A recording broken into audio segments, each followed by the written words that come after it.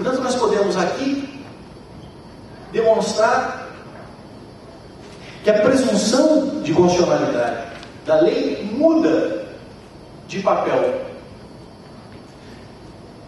E a lei, na verdade, é uma atuação positiva do poder público. Porque o vazio legislativo do poder público também pode ter um significado, podendo apontar para uma inconstitucionalidade evidente ou para uma inconstitucionalidade sutil. As presunções no direito são muito importantes, as presunções no direito penal, as presunções no direito civil, as presunções no direito tributário. Na verdade, são mecanismos abreviadores de convencimento a propósito de um caminho a seguir. No contexto desse novo constitucionalismo, portanto, agora, quando nós adotamos a lei como razão de decidir e como pauta, mas pauta que pode ser superada em decorrência de um argumento consistente, por conta exatamente da sua carga de convencimento, nós poderemos falar de diferentes graus de presunção. Diferentes graus de presunção de legitimidade dos atos administrativos, diferentes graus de presunção de legitimidade dos atos legislativos. Ora, de que modo, de que maneira isso se manifesta? Falemos em primeiro lugar sobre o papel, portanto, do legislador. É claro que o legislador ou a lei precisa ser levado em conta em virtude, em primeiro lugar, de argumentos que nós chamamos de argumentos funcionais. O princípio da legalidade, autoridade, separação dos poderes. Depois, em virtude de argumentos democráticos. A lei é a expressão do autogoverno de uma determinada sociedade. Ou seja, de uma sociedade que deliberou no quadro de uma disputabilidade ocorrente no contexto de uma opinião pública. E depois, em virtude de um argumento prático. A ideia, portanto, de economia no convencimento, na argumentação, a ideia de segurança, a ideia de certeza. Não é à toa que a Constituição de 88 abre as possibilidades hermenêuticas, é uma Constituição aberta na parte principiológica, e depois nós adotamos mecanismos de fechamento do sistema através do efeito vinculante, das fórmulas da repercussão geral, da súmula vinculante. Ao momento da abertura, ao momento do fechamento. Mas eu dizia para vocês, portanto, que a lei deve ser levada a sério. Não vamos decretar a morte da lei. Mas há diferentes graus de presunção de constitucionalidade. E haveremos, inclusive, de falar hoje da eventual presunção de inconstitucionalidade de certas leis. Portanto, podemos ter leis neutras, que não se presumem nem constitucionais nem inconstitucionais. Uma lei da ditadura anterior à Constituição de 88, que poderá eventualmente ser recepcionada, ela não goza nem da presunção de constitucionalidade, uma lei anterior à Constituição, nem da presunção de constitucionalidade, nem da presunção de inconstitucionalidade. Mas se foi votada no contexto do fechamento político total do sistema, ela pode ser presumida inconstitucional. Ora, então nós podemos falar de um controle judicial que deve levar em conta agora não o dogma da presunção de constitucionalidade da lei, mas deve levar em conta a emergência desse novo constitucionalismo de diferentes graus de presunção de constitucionalidade e inclusive de presunção de inconstitucionalidade. Dois exemplos. Nós podemos eventualmente falar de uma inversão de presunção da constitucionalidade das leis, naqueles casos, estamos falando de direitos fundamentais, que envolvam a afetação dos interesses dos grupos social e politicamente vulneráveis. Portanto, leis restritivas de direitos que envolvam grupos socialmente vulneráveis. É o que nós podemos chamar de legislação suspeita. Ou é o caso das leis que envolvam restrição de direitos de participação política, desde uma posição de parcialidade. Restringem a participação política. E não estamos aqui falando do caso da restrição que decorre exatamente da exigência da garantia da participação política. Quando a justiça eleitoral controla o abuso do poder econômico e restringe a liberdade de expressão dos grupos que têm mais possibilidade de expressão do que outros grupos, a justiça eleitoral não está desprestigiando a liberdade de expressão, mas ao contrário, está permitindo que todos possam falar na mesma medida. Todos possam falar na mesma medida. Uma lei que envolve o que nós chamamos de retrocesso social. Os direitos fundamentais são conquistas históricas. A afirmação histórica dos direitos humanos é o livro do Fábio Poder Comparado. São construções humanas. Depois de um certo patamar, o retrocesso. Nós falamos do princípio da vedação do retrocesso histórico. Significa dizer que não possa haver retrocesso histórico? Pode haver em circunstâncias justificáveis, um quadro de escassez de alimentos e recursos em virtude de uma guerra, por exemplo.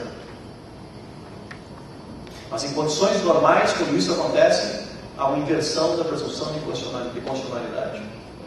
Trata-se aqui de uma legislação suspeita. É o caso, por exemplo, da supressão de vantagens, de benefícios, de direitos que já foram conquistados. O Sr. Romeu conhece bem isso. Em outros casos, nós podemos falar de um fortalecimento da presunção de constitucionalidade. Por exemplo, no caso das leis que têm um consenso parlamentar e extraparlamentar. Eu não estou dizendo que essas leis serão constitucionais. Estou dizendo que elas terão um grau de presunção de constitucionalidade maior do que outras. Por exemplo, a lei que tratou da biossegurança e que foi objeto de manifestação do Supremo Tribunal Federal, inclusive com audiência pública. Foi uma lei que foi discutida por toda a sociedade. A imprensa tratou a respeito desse tema. Houve acompanhamento da sociedade. Houve votações expressivas na Câmara e do Senado. De modo que esta lei dispunha de um grau de presunção de constitucionalidade maior do que outras leis. Portanto, o judiciário, para declarar a inconstitucionalidade dessa lei, precisaria de argumentos muito robustos, muito fortes. Não bastaria uma interpretação subjetiva do direito à vida, como a dizer, eu entendo que o direito à vida é isso. Não bastaria. Porque nesses casos, em virtude do grau de presunção da lei, o peso ficaria com a lei. O judiciário deve prestar deferência ao ato do legislador. Mas isso não significa dizer que seja a lei intocável. Porque os povos passam por momentos de burrice, de bobagem, momentos de histeria, plebiscitos de aclamação de ditadores, plebiscitos de aprovação de constituições autoritárias. Alguém duvida que hoje, se fosse submetido a um plebiscito, alguém duvida que a pena de morte seria aprovada?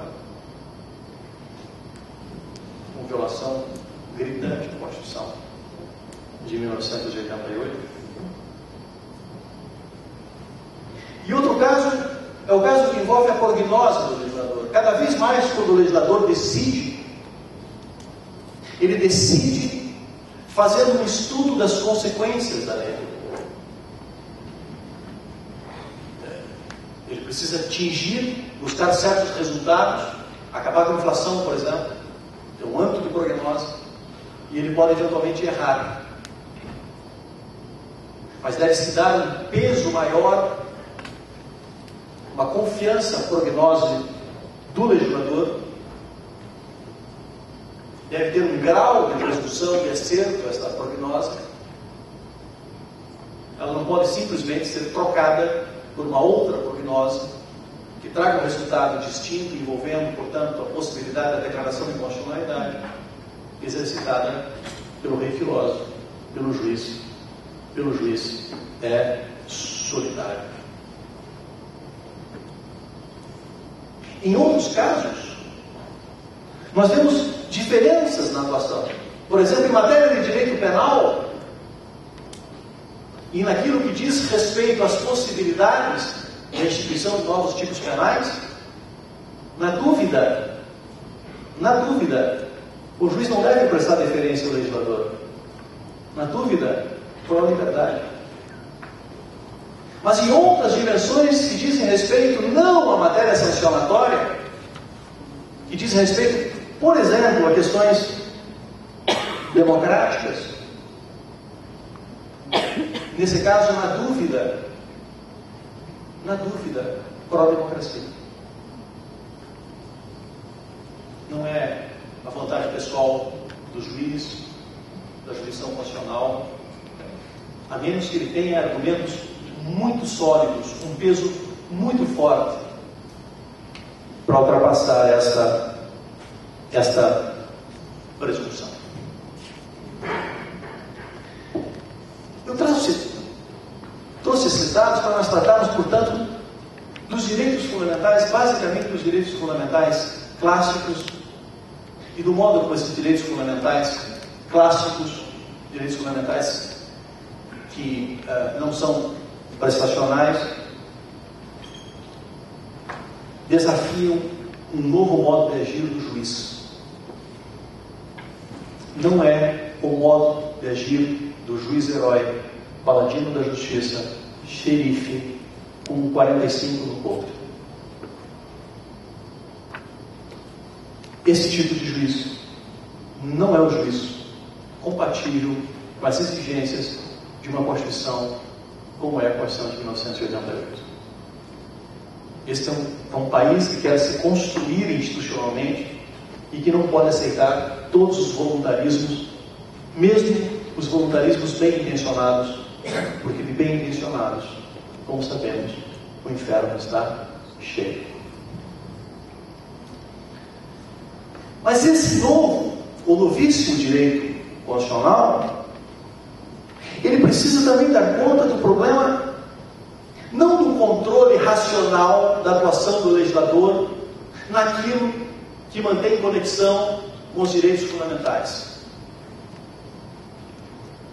Esse novo constitucionalismo precisa também discutir o problema da satisfação positiva dos direitos fundamentais.